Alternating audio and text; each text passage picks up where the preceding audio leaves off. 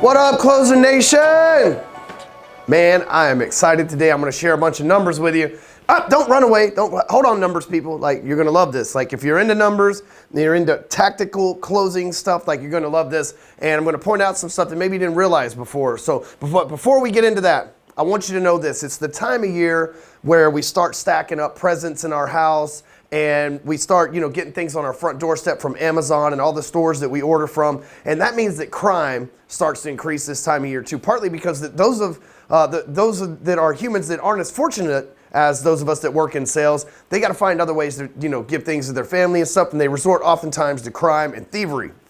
Fucking thievery.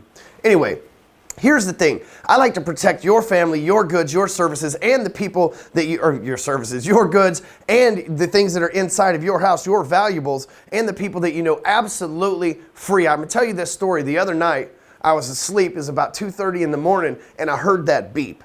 You ever hear that beep? Like, if you have an alarm system in your home, you know that distinct noise of a window or a door opening. And I'm too young to have kids, or my kids are rather too young to be sneaking out or anything like that. So instantly, I like hovered up, levered out of the bed, man. Just like levitated, plumb up out of the bed, ready to go, grabbed my weapon, took off down the corner, around the corner. And that beep, lucky for me, it was a false call. Right? The door had blown open from the wind. I had forgot to shut it all the way the night before. And lucky for me, it was a false call. The wind had just blown the door open because it picked up there. There's like a little area in my back where anyway, the wind knocked the door open. But that gave me about a 15-second advantage over if there would have been an intruder, and a good training lesson at the same time, right? I want to keep your family safe because listen, the noise that an alarm makes that goes off 15 to 20 seconds before a person can actually get to your room to do any harm, most of us that listen to this show pack heat.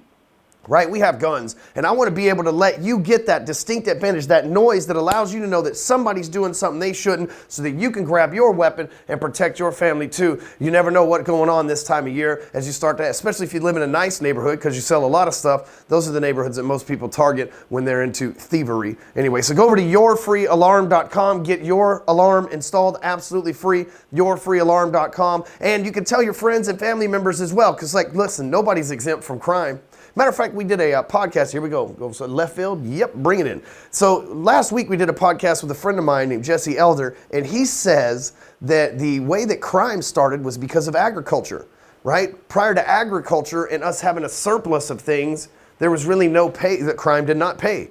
But once you had a surplus, it meant there was something to steal, which meant that you didn't have to go work the land anymore, and that's when crime kicked in. Just like a little crime statistic. But you can avoid all that by going over to yourfreealarm.com. So, okay, I'm going to get real with you on this one. If you're if you are a very soft and delicate human being, this message is going to tear you apart. It's going to tear you apart. This message is for the alphas. This message is for the people that have said, you know what, there is nothing going to stop me. There's nothing going to hold me back. There's nothing that's going to keep me from going out there and closing at the top of my game. This message is for you. Because here's what I think. If you don't make at least $100,000 a year in sales, then you're selling the wrong thing and you need to get out. Period. End of story. And let me repeat that. If you're not making at least 6 figures a year in sales, you need to go get a job with Harold over at HR. Because here's the thing, you didn't get into sales to hit some $80,000 a year window. What kind of bullshit is that? I made that much I almost made that much selling car washes. Come on, man. You got in sales so that you could drive Ferraris, Lamborghinis, bang the hottest chicks, go to the top clubs, bottle service, the biggest house. That's why you get into sales, right? And the only reason that you would say, well, man, that's not all that's not for me, is because you've decided to not let it be for you. Here's what I know about this industry. In every job that I've ever had that was in sales, I made 6 figures. My first year as a mortgage person, my first year, no experience. I didn't even have a credit card prior to going into the mortgage business. I made $96,000 and I only worked 9 months of the year. I'm telling you, and that was back in 2004. It's so much easier to make $100,000 a year in sales right now. But here's what I'm going to tell you. There's only 20% of the American population that makes over $100,000 a year. So let's break down some math real quick. $100,000 a year is $8,333 a month. That is less than $2,000 a week that you need to earn every single week in order to pass the $100,000 a year milestone. But guess what? 20%. You aren't special. At 100 grand, just telling you the truth. There's 20% of the public that's achieved that as well. Congratulations on being ahead of the other 80, but those people are fucking stupid anyway. Let's just be real. Now think about this. Like you've got the 20% that you're in, but here's an interesting statistic because the 80-20 rule doesn't stop there.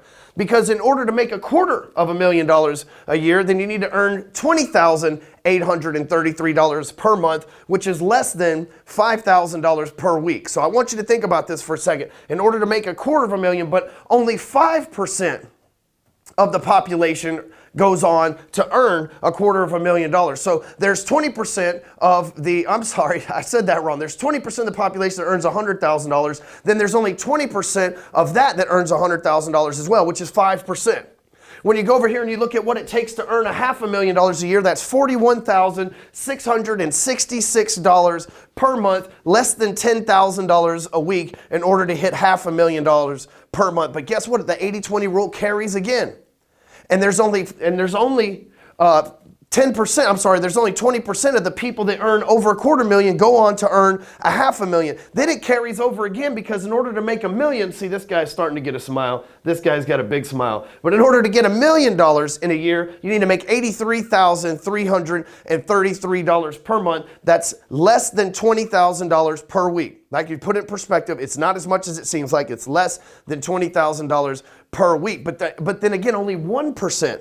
5% goes on to earn $500,000. 1%, and only 1% goes on to earn 7 figures or more. So again, the 80-20 rule carries over once again. But here's what I've done. I've shown you the math. So you have to decide where you want to stop in your journey to sales. If you're not here already, you probably shouldn't be in sales, or you're definitely selling the wrong thing. But you need to stop blaming outside circumstances. It's probably you that needs to take a look at it. Because listen, let's just be real. You don't need the long hours and the stress of sales. For $80,000 a year, you could go get a job in engineering or HR somewhere, right? You could go work in construction for that kind of money. You don't have to deal with the telling no and the berating on the phone and all, not making sales and being broke and missing commission 1 month. You don't have to deal with that. I'm gonna do you a favor, just get out. But for those of you that think that you've got that you're about to drop the final curtain at $100,000, the game's just getting good. And I'm not saying this is like an elitist. I've been through all this, right? I've been through these transitions, every single one of them. And I'm not saying that to be an elitist or be like, you know, I make more money than you. That's not the point. I'm saying this to encourage you and show you that, look, 20% of the population is here. You don't want to wind up with 20%. You want to put yourself in the 1%. You've got to keep working that spectrum. And there's no fucking excuse that says, hey, I can't make $1 million. You say, well, I don't know a car salesman making $1 million.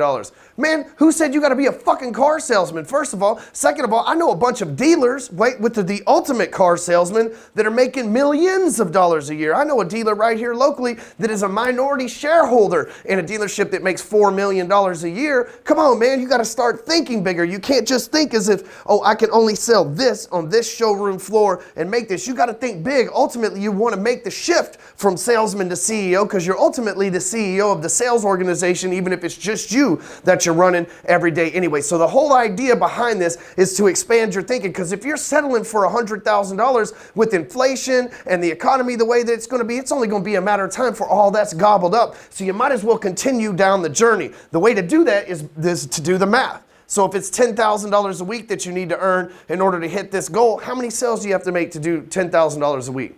Some of you that are real estate agents, you only need 1 or 2 sales a week. Surely you can work to where you're doing 12 deals a month, 15 deals a month. That's not a whole lot. That's only 1 sale every 2 days. Surely you can earn that kind of money. Same thing in the mortgage world. For insurance agents, how many residuals do you have to build to where you don't have a passive income coming into that level every month? It's possible. I know insurance agents that have been around for a long time that do it year after year after year. So you got to stop thinking small. You can't think that the journey ends here. That's what I used to think. You know, I made $100,000 in sales. I finally broke the 6-figure barrier. I thought, oh yeah, I'm on top of the world. Then I broke the $250,000 barrier, and I'm like, this is all I need. This is perfect. This is where I tried to wind up. I'm in the 6-figure, and then I saw a video from another sales trainer saying that people that earn 6 figures are the middle class, and I started thinking, well, you're really not an elitist if you earn 6 figures. You're not. And how can you go around and be, looked up to as one of the top salespeople on the planet if you're not putting in a 7-figure income? And so I had to continue down the journey. And I'm telling you, I thought that the story ended at $250,000 for me. But then I was open, my eyes were open. Hey, there's so much more. Many of you watching this, you're responsible. You know how to start businesses. You know how to help the public. You donate to your church. You donate to charity. You use your influence to help things out. Don't you think you deserve more money? But here's the thing, stop thinking so small right here and start thinking about how you get here and beyond. And we'll catch you next week on Whiteboard Wednesday. Share this with somebody who needs to level up, somebody who needs to hear it, and somebody who needs to get out there and bust their ass all the way to 7 figures. Later.